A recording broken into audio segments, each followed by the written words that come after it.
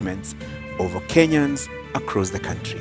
Naam, maelekezo yetu pia yanashauri na kuwataka wagombeaji wote kuendeleza mjadala huu kwa lugha, nia na njia zinazohifadhi heshima kati yao, kati yetu hapa na hata kwa watazamaji wanaofuatilia matangazo haya mbashara. Hii ina maana kwamba lugha isiyofaa, ikiwa ni pamoja na maneno yanayoweza kupewa tafsiri ya matusi, hayataruhusiwa kwenye mjadala huu. The same responsibility shared by the audience seated here in the auditorium. Debate rules do not permit any cheers or jeers, except now, when we turn our attention to the debate platform to welcome the deputy presidential candidates, Justina Wamae and Ruth Musheru. Naam, kulingana na kura ambayo imepigwa awali kuambatana na wanaowania wakiwa wagombea wenza kwenye kinyang'anyiro cha urais kwenye uchaguzi mkuu ujao, Justina Wamae wa Ruth Party ndiye amepata nambari ya kwanza, kumaanisha kwamba ndiye atazungumza akiwa wa kwanza, na vile vile tuko naye Ruth Musheru wa chama cha Agano. Karibuni sana. Asante. Welcome, ladies, and for purposes of this discussion, allow me to refer to you as Madam Justina and Madam Ruth. Welcome. Thank you. Let me start with you, Madam Justina. You have 2 minutes to tell us why do you want to be Deputy President in the Republic of Kenya? Thank you very much, Kashori and Zubeida, and thank you everyone who is here. We appreciate. Justina Wamae is emotionally intelligent, she's vibrant, she's someone who looks into the future. And given the fact that I was born in Kibera and I am where I am today, I feel I've achieved, which is encouragement to anyone at home. In 2013 and 2017, I must say I was a consumer of this production. I was at home watching, but today I'm part of the production. So I feel very humbled, and given that I understand the role of a DP, that you deputize the president in all execution of his duties, I am ready for it. My educational background in procurement, having a master's in procurement, links with the public service. We are out to run an efficient government, a government that looks into how we are managing our money. So that gives me the upper hand. And again, being 35 years a youth, I can resonate with the challenges the youth are facing. Besides, I had ran for Mavoko in 2017, member of National Assembly. And many people were asking, why the member of National Assembly? My drive then was to go into National Assembly and formulate and sponsor bills that are youth responsive. So when I speak here, I know the plight of the youth, I know the plight of the women, and my focus is telling the Kenyans the truth, that it is not easy, but we are going to make it. The future is beautiful for Kenya, and that is what Ruth's Party stands for. Naam, shukran sana Bi Justina. Bi Ruth, una muda wa dakika 2 kuanzia sasa kutueleza mbona unatosha kuwa makamu wa rais wa Jamhuri ya Kenya. Asante sana Zubeda. Nashukuru the media council that you have given us the chance to sell our manifesto and tell the Kenyans what we have for you. I am Ruth Musheru. I am a daughter. I am a wife to one Mr. Mutua. I am a mother, and I'm here before you to tell you what Agano is coming to change, and the required change that all Kenyans have been waiting for. And to ensure that whatever you desire and whatever you want to achieve, Agano gives you. And what our policy is that we bring the money back. Agano inarudisha pesa ya Wakenya. Welcome. And once more, Madam Justina, the role of Deputy President is outlined in the Constitution. Yes. Do you understand that role well? And how would you utilize it if elected Deputy President of the Republic of Kenya, together with your presidential candidate in the August 9th general election? In the Constitution, the role of Deputy President is outlined in Article 147. The first sub-article says that you're to deputize the President and in the execution of his duties. I understand this because currently we're having challenges, and maybe it's because of the aspect that politics in this country has taken. Politics is about numbers, they say. Politics is about tribal inclination and who has the tyranny of numbers. But our idea as Ruth's Party is that every Kenyan is having the challenge of unemployment, high cost of living. So we are here to speak to an individual Kenyan, devoid of tribe. And when I stand here, how am I going to execute? My work is not to start fighting my boss and telling him, I brought this in, I am better than you in this. No, my role is to support the Roots Party manifesto, which, by the way, it focuses on economic upswing, which we shall discuss, and legalizing and regulation of marijuana, which we shall also discuss in length. So I understand my role well, and for me, I do know that there's a president who is the supreme, and then I come in as a support system. Madam Ruth, similar 2 minutes to respond to this question. Your understanding of the role of Deputy President, yes, and how would you execute that function of Deputy President if elected in about 20 days?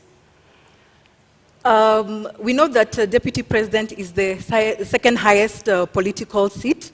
So my business is to assist the President. My business is to sit in while the President goes out on duty. My business is to ensure that this country runs as long as the President has given me the mandate to do so. So Kenyans will not have the gap. And for me to have been picked as the lady of Agano Party, I am coming in to bring a balance. I am coming in to bring a change and decision-making on the woman level and the youth level.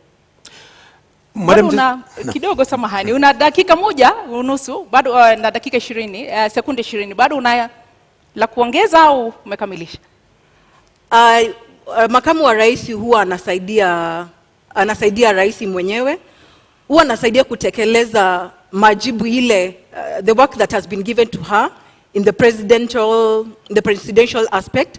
So my business is to assist. My business is to play the part of assisting and implementing what the captain and the 5th Mwaure David has stipulated. Na hapo basi ndio nitaingia Justina. Amesema kazi ya makamu wa rais ni kusaidia. Je, mnakuja kusaidia tu? Mna mawazo? Ni watu ambao mnaweza kushauri, au mmechaguliwa kwa sababu nyinyi ni wanawake? Wewe binafsi umechaguliwa kwa sababu wewe ni mwanamke, au ni kwa sababu una uwezo? Kwanza hilo swali la kuwa wanawake, Ruth and I are assuring Kenyans, hakuna cat fight hapa, si ndio? Hakuna. We are going to share and execute what Roots Party requires. We are just not only supporting. The Deputy President has a role in giving their voice. And my role there is to amplify the youth voice, to amplify the women voice, because as it is where we are, I am happy because in leadership, you have women in leadership, but we need more. So our role is to put in that the women also can add value. We are here to represent, or I'm here to represent the Kenyan woman in the kitchen who knows the high cost of cooking oil. It's affecting her. I'm here to represent the women who fuel their own cars. I'm here to represent the stay-at-home women who, when you tell your husband to give you money, he starts thinking you're not spending the money well. Yet it is the economy that has deteriorated. There's so much inflation. So it is not just to support. That is part of it. Part of it is to amplify our agenda as women, who we have been left behind for a very long time in this development agenda. So kusupport na kuweka sauti zetu. Kama mimi, kama wanawake, na kama vijana. Madam Ruth, what is your voice then? What, arguably in the political sphere, somebody would ask you, what do you bring to the table? So what do you bring to the table in terms of capacity, in terms of the understanding of this role, in terms of your ability to execute the functions of Deputy President, if Kenyans give you the nod in about 20 days in this election? Okay, what I'm bringing in, one is the difference in leadership, that now, for the first time, to make history, is that we will have a lady deputy president. That, for me, is a key factor. I am coming in with intelligence, with my intelligence. I am coming in corruption-free. I'm coming in as a trustworthy person.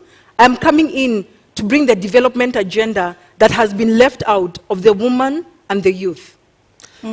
Na Bi Justina, inakutia wasiwasi kwamba kwa upande mmoja mnaonekana ni kama kidogo kama Roots Party mnakuja kukiuka maadili, unaogopa kwamba hiyo inamweka kidedea Bi Ruth katika kinyang'anyiro hiki, kwamba unaonekana nyinyi mnakuja kuharibu, yeye inamweka kidedea katika kuvutia kura zaidi, inakutia wasiwasi? Sina wasiwasi kwa sababu Wakenya mahali wamefika. Mkenya amefinyika because uchumi umezorota. Idea zetu ni za kusaidia Wakenya. Kwa hivyo sina uoga wowote, niko hapa nitajibu maswali yote, because my role nilipoingia nilisema ni kudestigmatize manifesto ya Ruth Party. Hata Ruth kabla anipige tukue na malumbano, ningependa asikize vizuri, ndio akiniuliza swali we be from a point of her understanding. Kwa hivyo sina uoga wowote. Na unaposema, nikupe dakika nyingine moja, unaposema hauna uoga wowote, awali nimesikia ukizungumza kuhusu tyranny of numbers.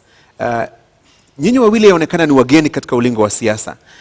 Hauoni kana kwamba kuwa wageni kule kuna wapa ile disadvantage mkilinganisha na wale ambao pia wanagombea wadhifa huu wa kuwa naibu rais? Nyinyi ni wageni kwenye ulingo wa siasa. Ndio, naweza kuwa mimi ni mgeni, lakini mgeni huja na heri njema. Miaka 30 tunaobishana nao wamekuwa kwenye siasa. Tyranny of numbers imetumika kila saa kusema watu wetu. Lakini kama iko sahi, ni kila Mkenya awaze ajiulize, hawa viongozi ama hii serikali inanifaidi aje kibinafsi? Kwa hivyo mimi na Ruth Party tunaleta a mind shift, change of mindset. Mkenya akuwe selfish kivyake, aseme ingawaje kabila langu liko uongozini sijasaidika, lakini hawa hata kama sio kabila langu wako na agenda na wanataka kupeleka Kenya mbele. So I'm not scared in any way. Anakutisha Ruth? Anakutisha Justina? Not at all, not at all. Tuko hapa kuleta mabadiliko ile Wakenya wanatarajia. So we are coming in to bring the change. Hii ni uongozi mpya. We are not frightened with the fact that there is tyranny of numbers. Those are numbers. But the actual fact is Wakenya wamechoka. Tumekuja kuleta mabadiliko ile wamekuwa wakingojea.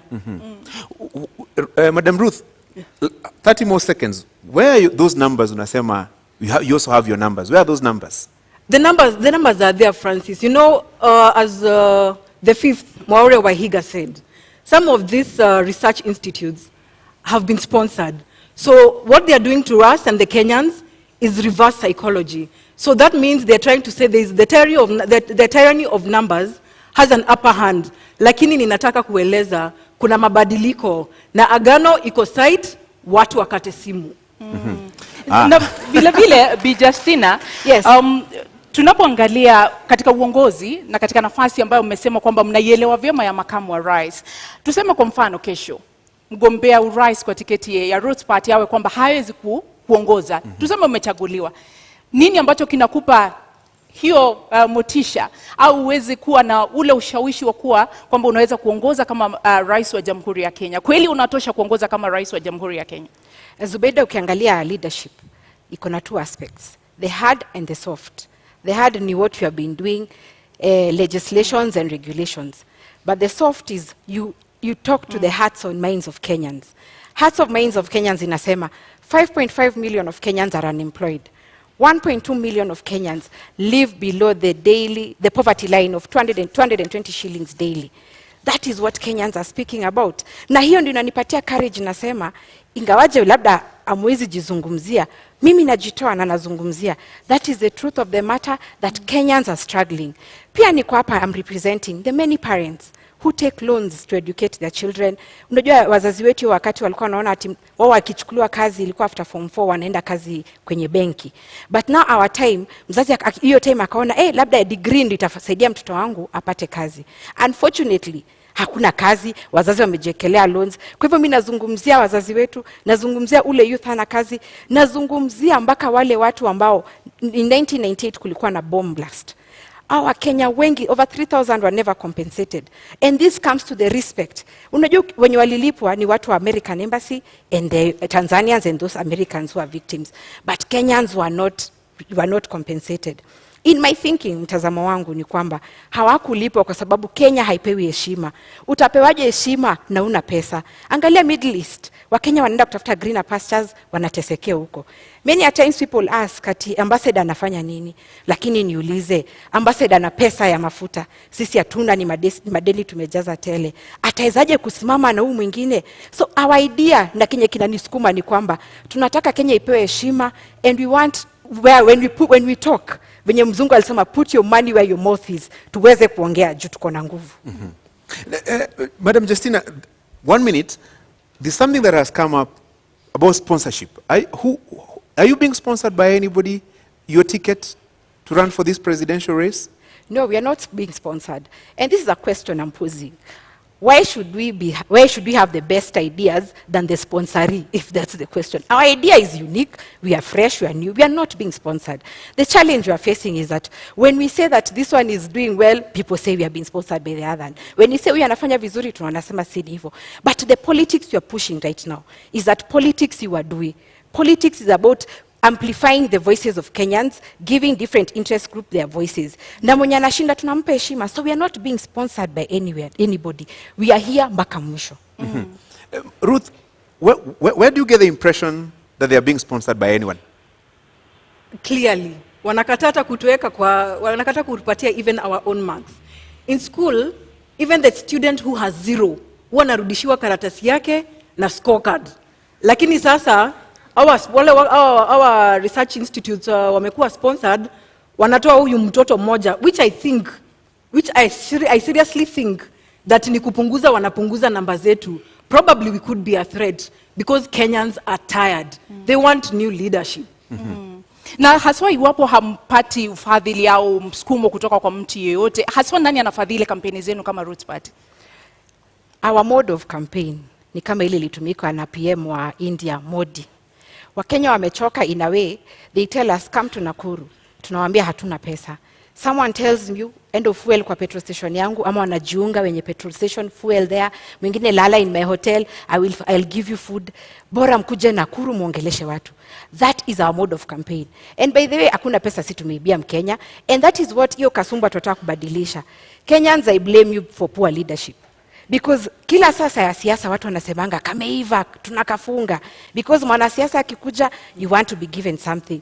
Hiyo ndio ina motivate wanasiasa kuiba, wakiingia ndani they recoup, there's return on investment. Haizi ekelea pesa yake hapo alafu afikiria ati unakula freely. No wonder we have bad leadership. Kwa hivyo wewe Mkenya ukiona watu wanakuja campaign, usituchukie juu hatuna kitu. Sisi tuko na idea ya kupeleka Kenya mbele. In the next 5 years tukiwa kwenye kiti, mtakuwa mnatupatia pesa ya campaign. Na labda ni kuongeza dakika moja, je, Roots Party inakuja kuharibu kura ya vijana na kuharibu vijana? Naweza sema nobody owns anyone's vote. Our role hapa ni kuambia wa Kenya that there is alternative. Si kila siku hiyo 30 years mmeambiwa ati tunafanya hivi. No, ours is to give alternative. No one owns any vote. Na Mkenya usiogope kupigia Roots Party kura ati because wewe ni wa nani. And there's also another question. Kenyans are saying you should have started earlier. Let me say this. Official campaign period began on May 29th, 2022. So hakuna mapema tungekuja because we follow the law. Number 2, we have not yet gone into election. So you can vote for Roots Party, usiogope ati jueni wa mtu mwingine. And finally, wa Kenya, kuambiwa that you're owned by someone is negating on our gains on democracy. This debate here has to achieve the purpose. The purpose is to convert the many Kenyans who we never find during the campaign trail, lakini wako kazini. So musikize na tuendelee pamoja. Bi Ruth, labda kuambatanisha na hilo, mmeonekana kutoridhika sana na yale ambayo yanaendeshwa na Roots Party. Mna wasiwasi eti kwamba wanakuja kuharibu vijana, kwa nini? Tuseme ukweli. Marijuana, bangi, we say it is illegal. Sasa hii sera wanakuja kuuza, tunangoja kusikia venye wataweza kutuzia sisi wenyewe. And already, it is an illegal substance. So how do we work around such manifestos? So maybe Justina will let us know further how far they can go with marijuana. I will give an example of kijana moja alikuwa nafanya kazi some place that I lived back then. Alikuwa nafieka nyasi at 11 p.m. Na nikenda nikamuuliza. So I asked him the following morning because I had the noise from outside. Nikamuuliza what happened. Okay, I had heard the history that anavuta bangi. So I asked him in the morning, kwa nini ulikuwa unafieka nyasi saa 5 za usiku? Akaniambia, madam, nilikuwa napunguza kazi ya leo. So realistically, kama unapunguza kazi ya leo kufieka nyasi 11 p.m., I think kuna shida na tunaweza kuwa tunaelekea in the wrong direction. Madam Justina, now you seem eager to say something about that? Yeah, I'm happy Ruth is very respectful and she wants to listen to our manifesto. Let me say this. Our idea, and Kenyans, I want us to be very conscious and, open up your minds. And before I explain, let me give you a quote by a guy called Ralph Waldo. He said, in every generation, there are map makers who see opportunities, seize the opportunity, and open man's vision to the future. That is the direction Ruth's party is taking. Now, marijuana, it's true, it's unfortunate. By the way, it's true, many people get that I have seen, I cannot say that they are not there. But remember, most people have mental challenges because of one, unemployment, cost of high living, that brings about depression. Alafu unaona watu wanapigana kwa malumbano, so high cost of living can account for the madness in this country. Actually, in Mathare, or rather the statistics in Kenya, 3 million of Kenyans suffer mental challenges. Why is it so, and yet marijuana is illegal? But let me say this, the marijuana we are advocating for. I'm happy that Kenyans have all gone through a science class in primary, a biology class in high school. There's something called species, or cousins of plants. The marijuana is a plant, yes. No. The marijuana muda umekwisha, lakini nitakuongezea sekunde 30 kabla nirudi kwake Ruth. Wewe binafsi umewahi vuta bangi? Sijawahi na sitawahi. Sijawahi na sitawahi. Hujawahi na hautawahi. Zubeida usikize hapa. Kidogo niulize swali kisha utanijibu na nitakupa dakika 2 kuweza kueleza. Hujawahi kuvuta bangi na hautawahi kuvuta bangi. Ile tutavuta ni ya ku purify. Na mbona mruhusu vijana na mbona mhubiri kitu ambacho wewe binafsi haukiamini? Mbona uhubiri mvinyo ilhali wewe unakunywa maji? Haya, tulia Zubeida usikie mambo. Now, Kenyans, like I said, we are here to open up your vision to the future. There are 2 species of marijuana, or they are cousins, let me say that. Cousin moja anaitwa THC, which has the psychoactive ingredient. That is the cannabis sativa that you hear all the time, imeshikwa na watu wa DCI. But sisi focus yetu ni CBD, or cannabis.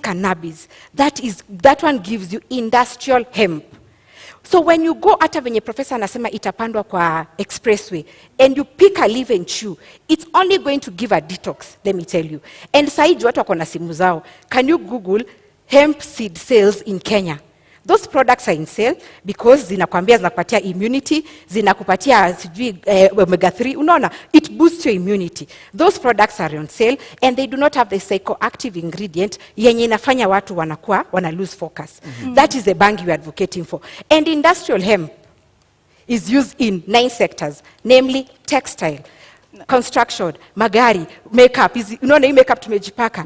The options, food and beverage, the options are many. So we are not here. And let me tell you Kenyans, consumption ama kuvuta ni kitu kidogo sana. Ruth, unamwamini?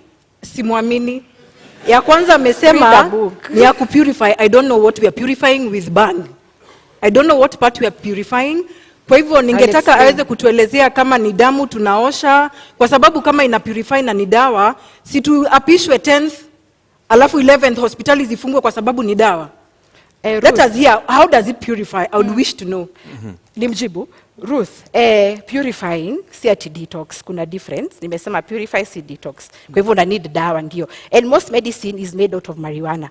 Those medicine for epilepsy, cerebral palsy, pains, easy pains, watu wanakuanga chronic pains. So medicine inatengenezwa from marijuana. So already you're consuming. But nimesema purification process. Purification process, angalia, purification process ni, we have a challenge in this country. Mainly corruption. 2 billion is lost every day. We were told that. But you know corruption stems from what? Scarcity mentality.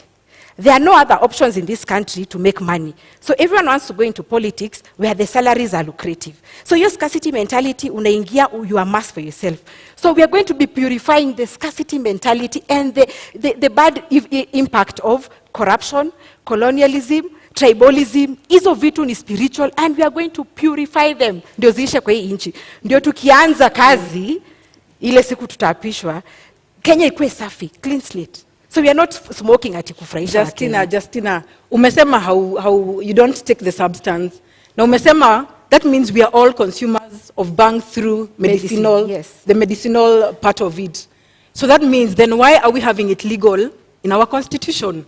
So what is the reason why we have not legalized it from the beginning? That means kuna madhara ile wataalamu wanajua ndiposa hawajapitisha hapa kwetu Kenya. Let me answer Ruth. Ukiangalia nakada ilipatiwa gazettement in 2001.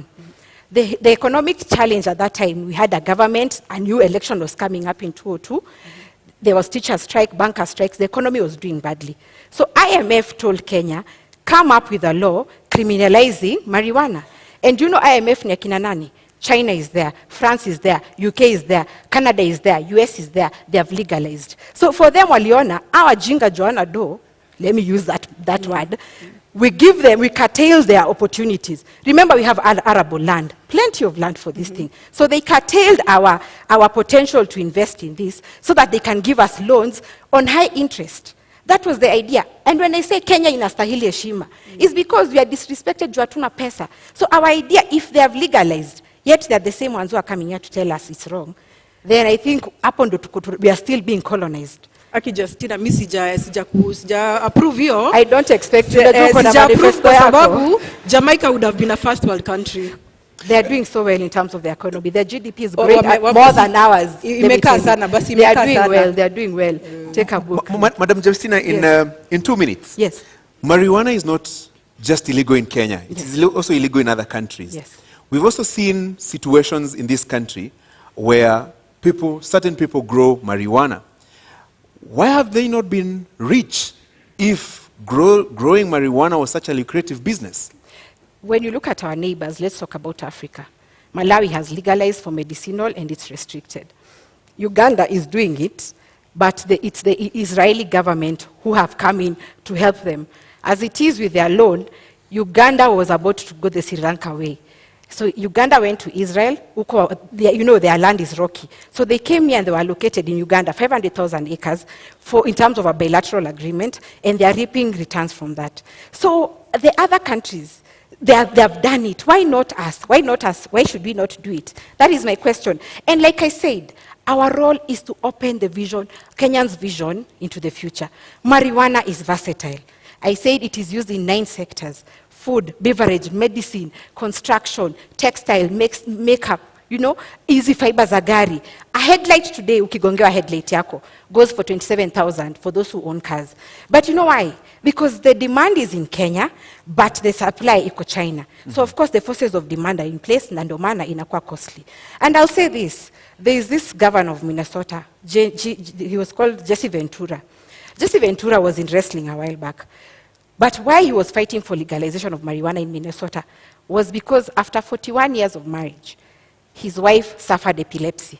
And he was pushing because when he took her to South Carolina, she got well. So the idea is do not control the supply, control the demand by making sure it's going into the 9 sectors that you have said and for export. That is our idea. Madam Ruth, I can see disbelief all over your face. I still do not agree to all this theory. Na ndiposa naambia wa Kenya, kateni simu, agano iko side. This is not practical. The law tells us clearly that it is illegal to have bang. So how else, na amesema, na yeye mwenyewe alisema ama amesema sahi, that they will smoke bang on the 10th. I'm looking for a happy mother. I am a mother. Ruth, I'm looking for a happy mother CBD, that will, THC, no, CBD. I am looking, allow me to answer. I'm looking for a happy mother who will attest that mtoto wake amevuta bangi and they are okay. Yeye mwenyewe pia najua ni mama. Nataka kujua, atakubali mtoto wake avute bangi on that 10th. Because for me, I don't think I would allow my children to take it up, nor my sisters and brothers. Good question. And I'm going to answer this question to you and Kenyans as Mama Wambui. I said open up your minds, dear Kenyans. The marijuana we are advocating for is industrial hemp. I think I gave the clarification, not THC. So Ruth, stop belaboring this idea that we are smoking. It is not for consumption.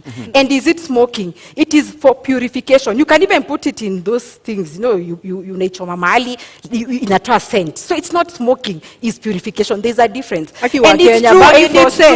it's true, Ruth. Okay. Mothers are suffering. Let me say this. I don't want to come off like I don't relate. I have seen mothers are suffering.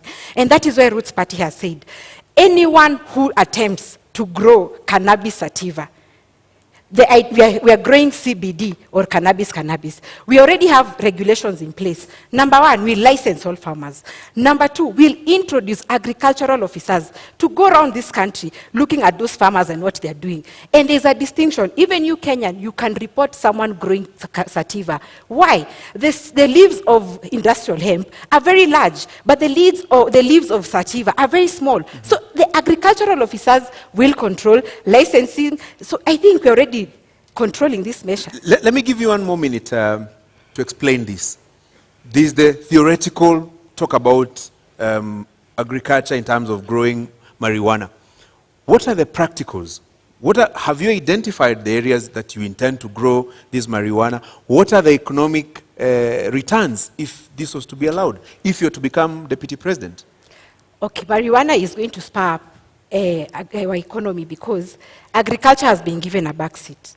The challenge you're having now because of law, many of the Kenyans or the youth who are in the bread basket of Kenyans have migrated to the urban areas to do what? To be boda riders. They're thinking there's money because agriculture, they're not viewing it like it has money.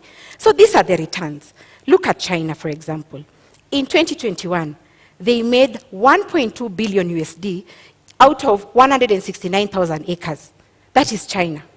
Now look at our case. And by the way, land in Kenya, when you look at the NLC report, Kenya is close to 144 million in acres.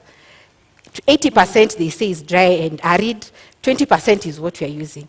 So when you bring marijuana will be like crop cover to stimulate our soil so that it can be able to produce other things. So we are focusing on the arid area, the 80% of it. 20% of it is where Kenyans are crowded. So we'll open up space so that we use all the other land that we have. Bi Ruth, kidogo kuambatana na kile ambacho wamesema, unadhani uchumi wa Kenya haujaimarika kwa sababu hatujahalalisha bangi? Wakenya wanaumia kutokana na gharama ya maisha kwa sababu hatujahalalisha bangi? Hapana, sikubaliani na hiyo. Uchumi umezoroteka kwa sababu ya corruption.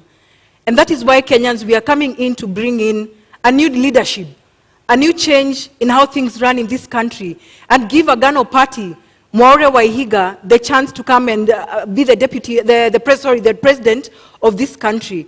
Corruption has eaten us up. In every corner of each sector, corruption has eaten us up. It's not that we do not have bangi, lakini corruption imetukula sisi wenyewe. We have eaten ourselves up, and a few of us know ourselves. So we are going to deal with that. Let me add something quickly. Okay, when you look at private businesses, they look at what is our competitive edge. How can we be ahead of our competitors? So not that uchumi imeharibika because of no legalization of bangi. Of course, I agree with Ruth, corruption should be blamed. But look at this situation, that if private businesses are looking into the future, why is government scared to look into the future? And the future is legalization of industrial hemp or marijuana. So our idea as Roots Party is to run a profitable government, devoid from increasing taxes from Kenyans, from getting further debt, but we are going to look for our own money. Our own money will come from legalizing a regulation of marijuana. Case in time, a pilot study will be Kulalu Galana, the 1 million acre project. Iyo iko 1 million, that is times 5 of what China got in 2021. So we'll have 6 billion USD. You can do the math in Kenyan shillings. That money is money that will be used to pay teachers, pay the civil service, increase their salaries in trenches. So for us, tunaangalia competitive edge, what private businesses do. Niulize Justina swali kidogo. Kuna kuanga na employee incentives. Ukifanya kazi kwa bakery, huwa wakati mwingine unapatiwa mkate uende nayo nyumbani. Na je, bangi watenda nyumbani na nini? Watenda nyumbani na very good question. Watenda nyumbani na proceeds of bangi. And it's good you brought me to this idea. The youth in this country, not all of them want to be employed. But hawa vijana wanatafuta capital. Unaenda bank unaitishwa logbook, title deed. Kweli, you don't have. What we are going to do with Roots Party, I told you government owns 10% of 144 million acres. In every county, government land will give 200,000 acres to our youth. We'll have a thing like the Yali project, which we are calling Roots Entrepreneurship Initiative. Tunafanya competition, tunachukua 50,000 youth.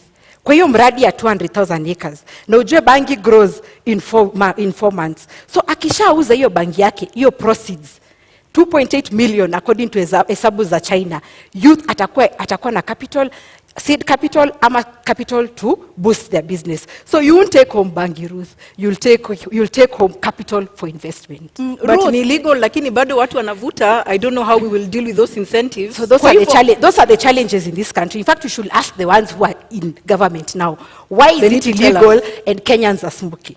That's the question to them. Kwa hivyo Ruth, kwako wewe ni kuhalalisha kutohalalisha bangi au ni swala la maadili? Kutohalalisha, the constitution does not allow. Lakini We unaona follow kwamba the inahujumu constitution. maadili? Sorry? Inahujumu maadili au haswa tatizo lenu kama Agano Party ni kwamba bangi ni mbaya, haistahili kuhalalishwa au ni swala la maadili? Ni maswala ya maadili na si Agano Party, ni wa Kenya. Kama it is already legal, it is currently illegal. So how safe is it? How safe is it when we start taking it up? That means we are destroying a whole generation. We're destroying our children. I am concerned as a Kenyan. I am Zubeida, very you're being concerned. unfair to Ruth. You know Ruth cannot support her manifesto, so it's true atasema ni mbaya. I But am- mimi no, next I- day I- ni wa Kenya. Let me give you some 60 more seconds, Ruth. Yes. Is it a question of faith and values that drives your opposition to the Roots Party's manifesto and proposal to engage in marijuana farming? It is more values. It is more value and faith too, yes. It is more values and faith too. Because I'm trying to look at, right now, currently what is happening in Kenya right now. Nirudie statement. It is illegal. Lakini watoto wamejaa madhare. Wamama wanalia pale nje. So I'm wondering, how many are smiling? How many are going to smile? How many are educated out there to know that hii ni ya biashara, mtoto hafai kuvuta? Children are idle out there. Watajaribu kuvuta kidogo, and you know the consequence is going to be what we all know. Watoto about like our tunapoteza control ufahamu, measures? tunapoteza future. I think I was clear on the control measures on this, Ruth. Nilisema the seed will be CBD, tutatumia KEFIS, tutapatiana licenses, we'll reintroduce agricultural officers to man or inspect what Kenyans are doing, and we are also going Employees. to bring back the NYS, those ones who have graduated, to control government marijuana. So I think the control measures, and that is why we are saying legalize and regulate. Unajua hata ile shamba iko thika pale ya mananasi iko na control measures, lakini bado watu wanaiba. Sasa it is our So, we I'm afraid. Kenyans, we need to change tabia zetu venye Ruth Yes, anasema. if tutaweka electrical fence, I don't know. I don't know. Very well. Let me move you now to a different aspect of this debate. Yes. In 2 minutes, Justina, you're not alone in this race to become the next deputy president. You also have Martha Karua, Rigathi Gachagua. What sets you apart from them? And are there issues that you agree with them and their manifestos, and those that you don't agree with? In 2 minutes. Let me first say I respect the ones you've mentioned, because I remember 30 years ago, I was a young girl, they've been in politics, so being on the same ballot paper with them is very humbling. And there are strides they have made, fighting for democracy of this country. So I respect that. But what sets us apart is that 30 years they have been there, they have been telling us the same narrative, which they're telling us now. They are not responsive to the youth of this country. Youth whose parents took out loans to educate them, and they're still living at home because they're unemployed. What sets me apart is because I can relate to the youth of this country who know that unasoma na hakuna kazi. That is number one. Number two, I can relate to the businessmen. Maybe them, they're in government, they've been in leadership. That is where they draw their salary. But I relate to a businessman, like from where I work now. We're into excavation and supply of building materials. And Kashori, I can tell you, business is down. Why? Increase of cement, chuma zimepanda bei, Kenyans do not have purchasing power to build a house. And that business is very satisfying, because you know our role is what? We are the first stroke of paint. When you want to build your house, sindo tunatoa cotton. But it saddens me that Kenyans cannot afford. They are not building, and neither are they affording to pay rent. So that is what sets me apart. I know that what we need now is policies and leadership that is responsive to the plight of Kenyans. Madam Ruth, same question to you. This is it's a political competition. You're not in the race alone. Yes. What would you use to convince the Kenyan voters, to elect you as the next deputy president and not your competitors, Rigathi Gachagua, Martha Karua, and in this case, Justina Wamae? Let's first talk about the other two who are not in this debate. Yeah, at least for Justina, we have probably a lot in common because we are new, we are fresh. But our competitors, yes, they have experience, but they have let us down. I have voted for the last 2 decades. I have chosen the same leaders, so I don't see what difference they are coming to bring in. because I feel like some of them are sanitizing the leaders who have been there. We want new blood, we want fresh blood, fresh ideas, so that we gear this country to a different direction. What is this new idea, fresh idea? What does it constitute? Corruption. Our big agenda is corruption. It has eaten us in big ways and in every way. So corruption is our bangi. So that is what we are after. Then the rest will be able to be balanced out. Justina, the same question. What about the larger coalition setup? You know, let's say the Azimio setup, the Kenya Kwanza setup. Do you see any challenge there that would inhibit you from becoming the next deputy president, for example? No, I'm not challenged in any way.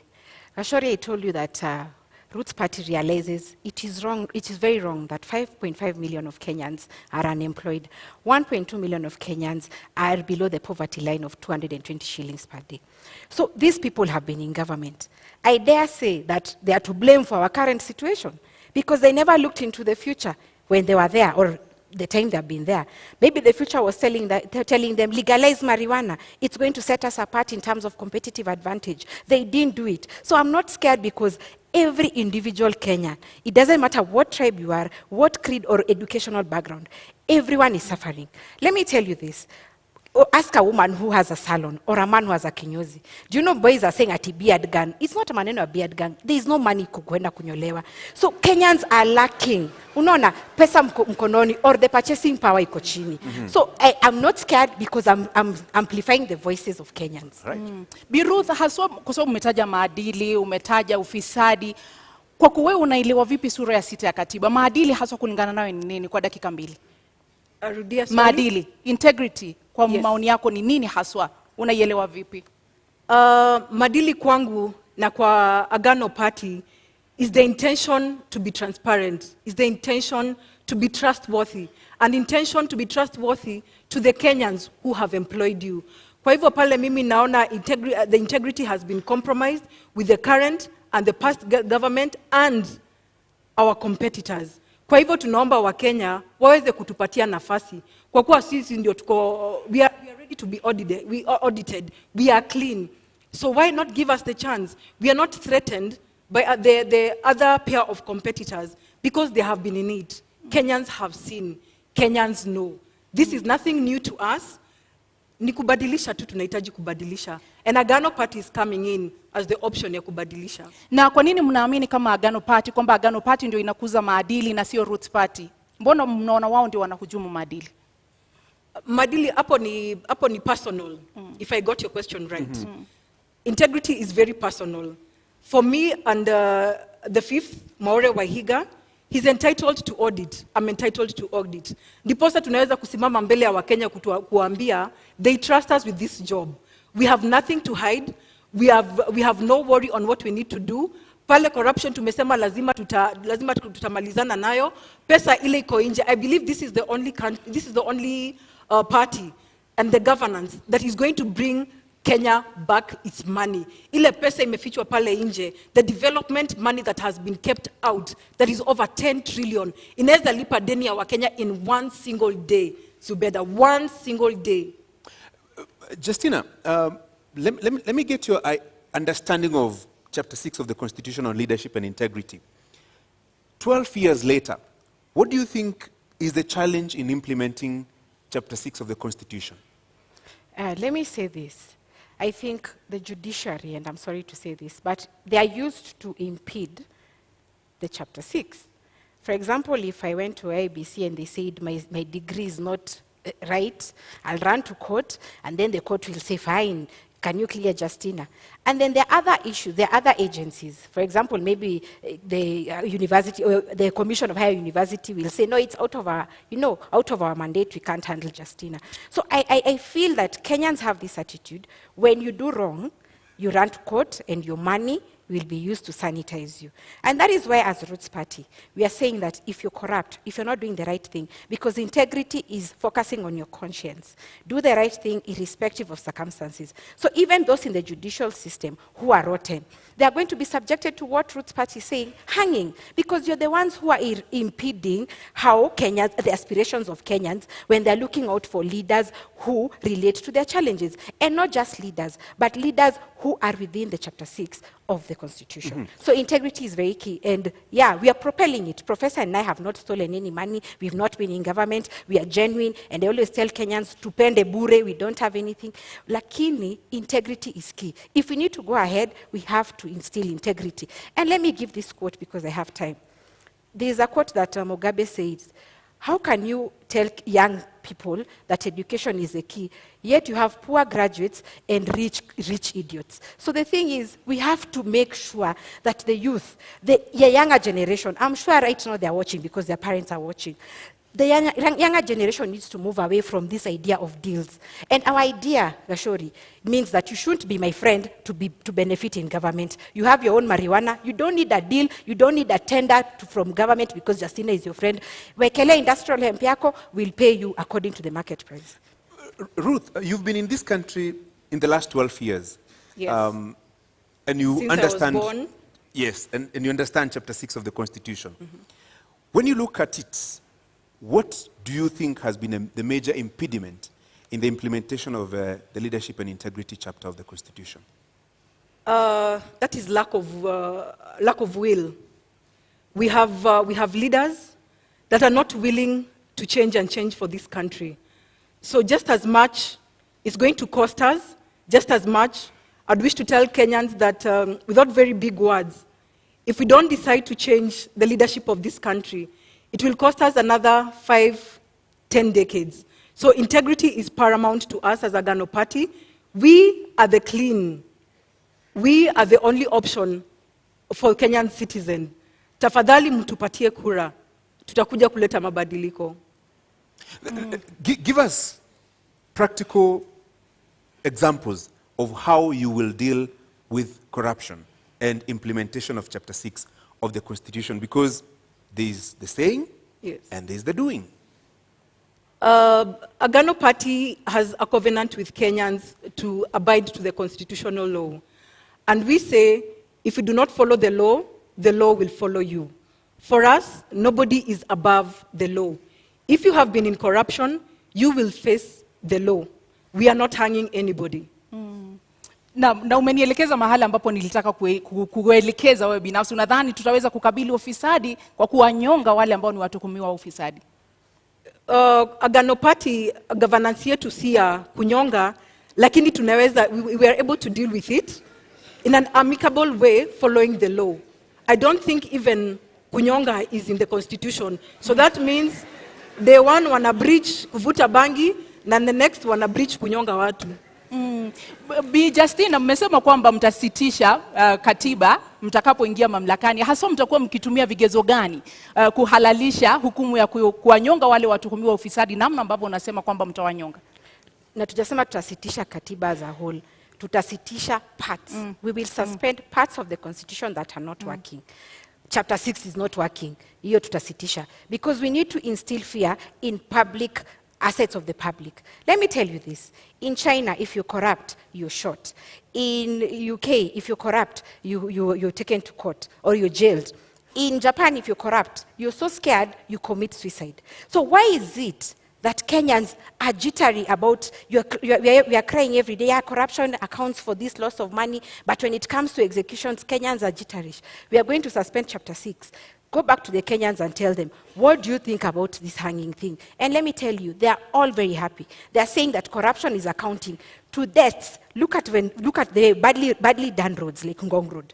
Ngong Road is badly done, a local contractor, and we are assuming that the money was used as kickbacks and then they had to save some little money, so they didn't give qualities. So when that person dies or someone is in an accident and they die, it's not an issue. When medicine is stolen or medical money is stolen and people die because there is no medicine, it's not an issue. Let me tell you, Kenyans, it's about time we be stern on corruption.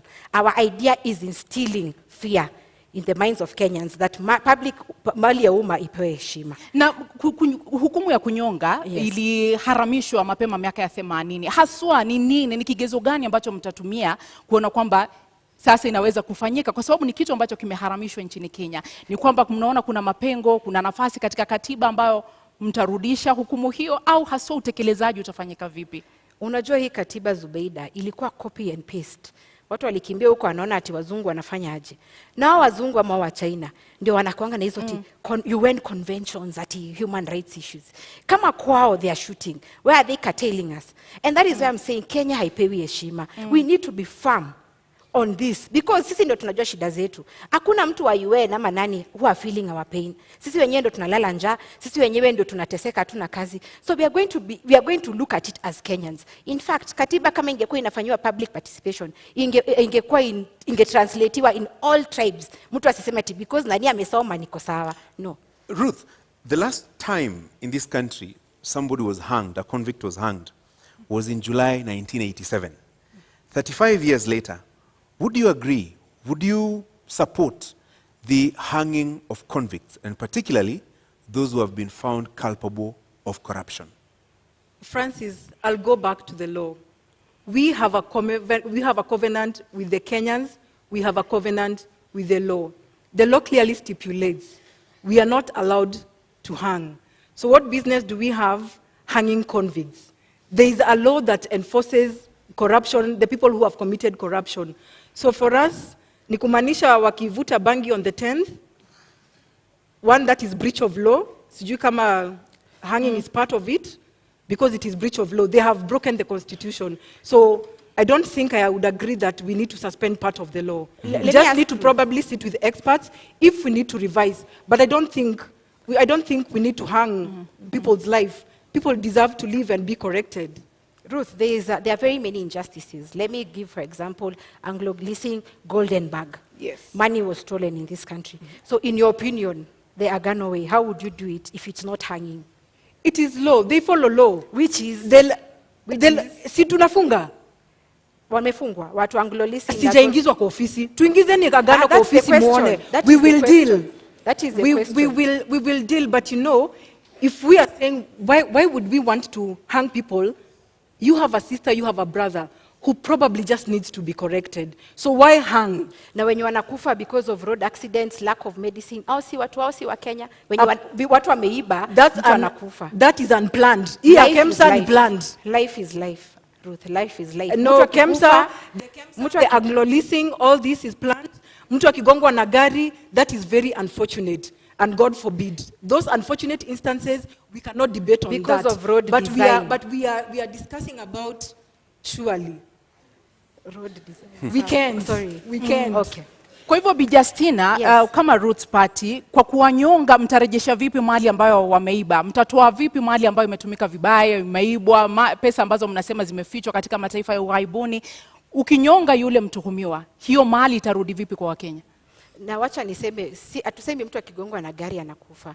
Nasema people who are given jobs, like to build Gong Road, for example, those people want to save on money. So the road design does not, they save money, so wana save pesa and wajenge barabara in a cheap way. But niseme hivi, there is a process, Zubeida. We are not just going to pick someone at because media imesema is they are corrupt.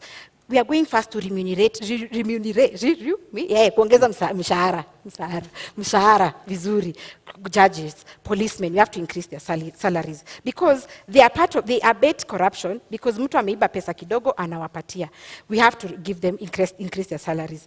However, there is a judicial process, a fair hearing. Go process ifanywe na tukusikize. Na pia tunapeana caution. It's not like the chicken gate case in the UK. Hapa Kenya taijaisha. So pia watu wa judiciary they will notice they have to speed up this nini. So kutakuwa na hiyo wapelekwe the process. We have to get the assets back. We have to recall the assets na pia waende wakanyongwe. Ruth, sijui kama wote watakubali because if I know I'm being hanged, so why should I tell you mali iko? There is a process. There is a judicial process. Maybe the first two might be caught with the process ya rudisha mali alafu tunanyonga. But someone else will think, kama unataka kuninyonga, finish me, wacha wengine wakulie hiyo pesa. Okay, so I don't think I would justify that. But for us, we are saying the corrupt, we will go even for the big fish. Sisi hatuogopi, tunataka pesa irudishwe, ndio imeweza kuumiza economy ya hii country. We have, our president is planning to give a moratorium where the Kenyans who have stolen our money, wameficha development money, warudishe, wanapatiwa nafasi ya kurudisha. Hapo bale mtu anapitisha ile wakati umewekwa, so from there, the law takes its course. In 2002, there was such. Why has it not worked? I Maybe in was your not- opinion, I'm I not was saying not because the you're deputy not in president. government, Yes. Ruth, but you need to show Kenyans that you understand.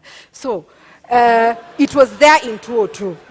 What in your opinion is, what is the reason why it didn't work out? The idea that you're sharing, in your opinion? Leadership problems. Leadership problems, Justina. We are different leaders here. Let's talk, because you seem to agree on the seriousness and the challenges of corruption in our country. Yes. Given an opportunity, Justina, in 2 minutes, given an opportunity to be the next deputy president with the government that you will form with the presidential candidate that you're supporting, what are the specific areas that you would target in terms of dealing with corruption practically? Because there's the whole question of administration of justice. And like I said, the three arms of government they are being threatened. How? The independence rather is being threatened. When, for example, the executive says this, someone runs to court, and then the process is stopped. That is the backdrop of why we are going to suspend the Constitution. But yes, administration of justice is there. But again, has it worked for us? And you know, law was made for man, not the other way around. It is upon us as Kenyans to sit and say, are you happy that 2 billion is lost every day? They say no, because it's accounting to unemployment, inflation, high cost of living. So we are going to we'll be together with the Kenyans. We are going to call for public participation. And the Kenyans, I can tell you, they are very happy about it. Because someone is feeling like, I wake up like in Meru, I wake up at 4 a.m. kuchukua hiyo mira yangu, I pack it. Someone is eating the taxes. Mtu anajifanya ndio mjanja kuliko wengine. So Kenyans are tired. Of course, that aspect is there of administration of justice. Lakini, Gashori, Kenyans are suffering. So sisi tutaka participate now, and many of them are supporting this. We need to instill fear in assets of the public. Heshima kwa public assets. Bi Ruth, haswa endapo mtaingia mamlakani, mnawapea Wakenya muda gani waweze kuona matunda katika vita dhidi ya ufisadi, na wewe binafsi mchango wako utakuwa upi katika kuona hilo linatimia kama makamu wa rais? For us, we will bring in this in phases. Kuna ile pesa iko nje, in the money that is stashed illegally abroad. For that, we can even say we have started even implementing our 100 days. The fifth, Maure Waihiga, already wrote a letter to the UN and 15 other countries to start processing our money back. That means, tuna uhakika, by the time we are getting in, kuna wezekano pesa iko imefika, and if not, tunataka kukata hii mfereji. The report that the incumbent president gave out, 2 billion. We actually think it probably could be 5 billion that we are losing a day, including today and until the 9th of August. So for us, tukiingia pale ndani, tunataka kukata hiyo mfereji ya corruption like instantly, so that we also have working capital to jumpstart the economy. Na umetaja pale shilingi bilioni 5, haswa kwa sababu umerejelea mara kadhaa pesa ziko nje. Yes. Ni pesa ngapi ambazo mnazizungumzia sasa hivi na mtazirejesha vipi haswa?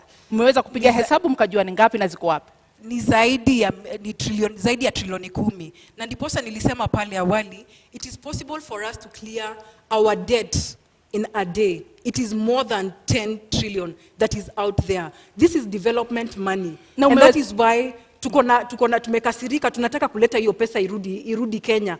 Tunaweza kosa kuleta na the first 100 days, lakini wa Kenya, we are committed to bring this money back. And in 2017-2018, budget ikisomwa, the Henry Rotich, he's on clip, he's on record, akisema there is money outside. Hiyo hatuna confirmation that pesa ilirudi. It has only been accumulating over a time. Na by the time we were getting into this candidature, it was over 10 trillion that is outside there.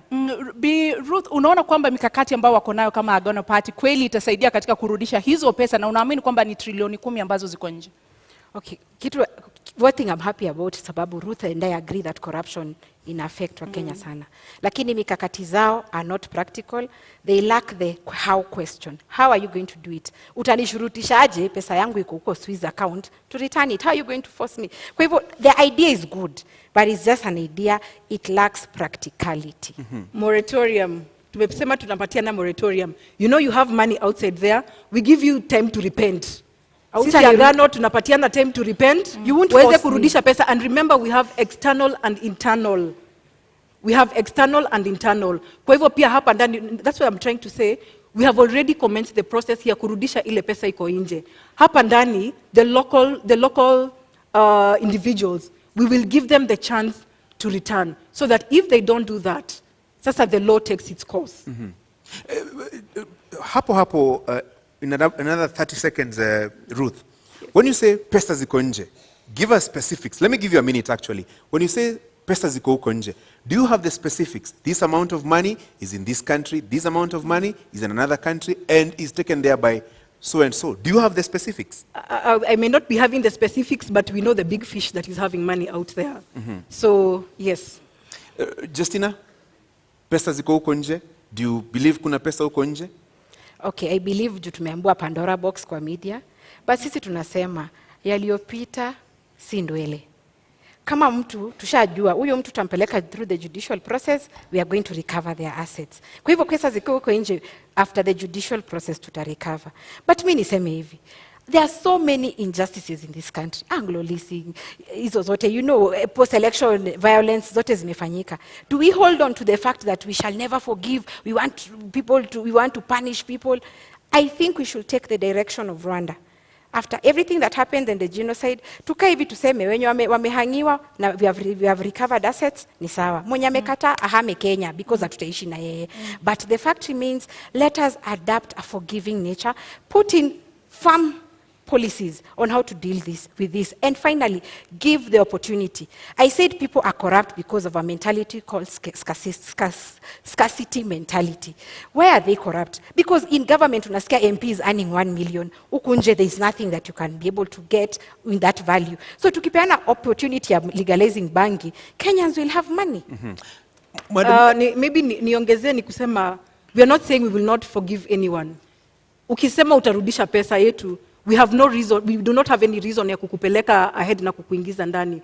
We just want Kenyans to bring back development money. Sijui venye wao wata jumpstart economy, but that is a long-term strategy for us. Pesa irudishwe ndani. Tunapokata mfereji inapoteza pesa 2 to almost 5 billion a day.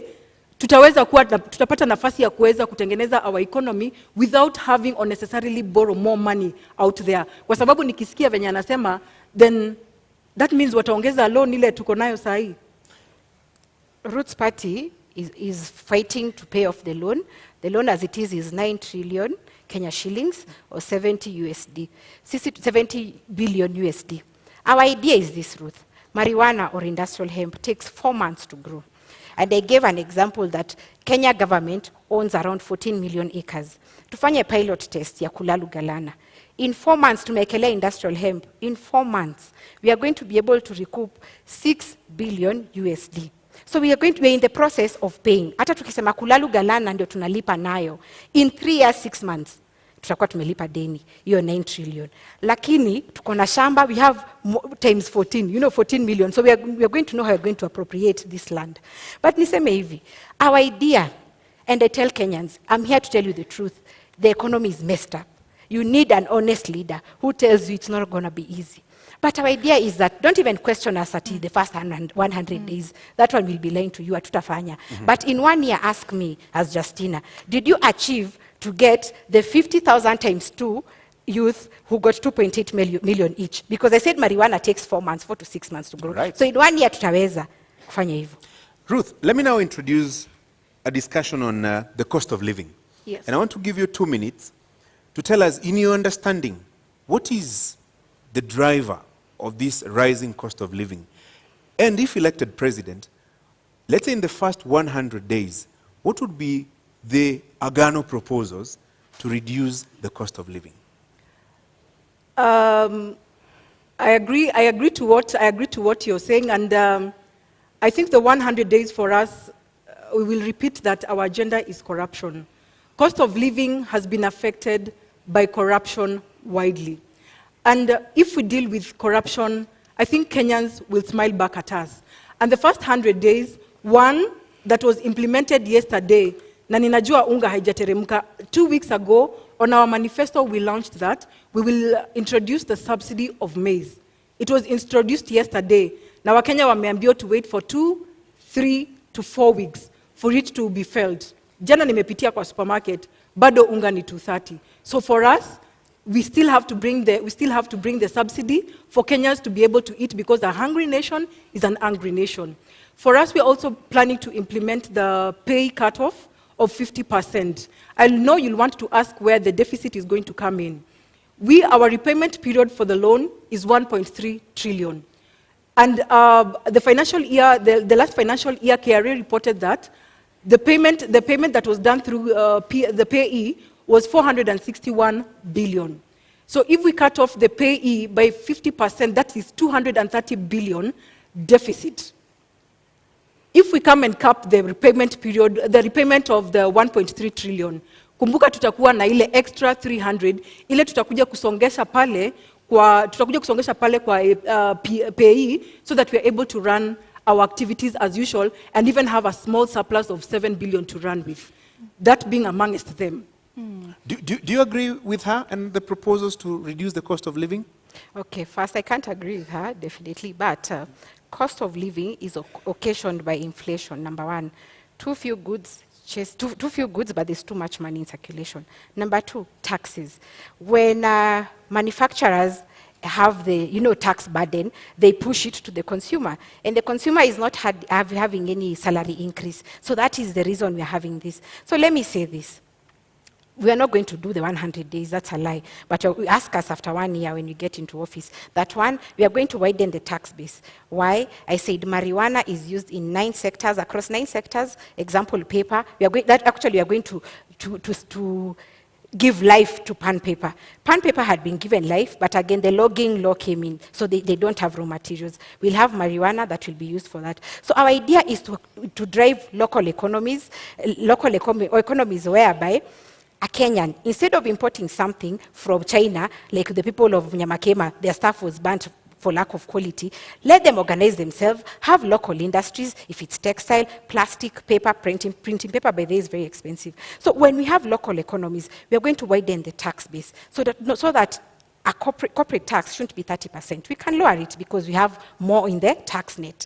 Another thing is to ensure that we give conducive environment for business. As it is, businesses are not comfortable. They are saying that lack of the dollar in the country is impeding their purchasing power in the global supply chain. So when we give a conducive environment, the economies are going to be there, Kenyans are going to be employed, and then we are going to have money. Then the other youth who want to be employed in this industry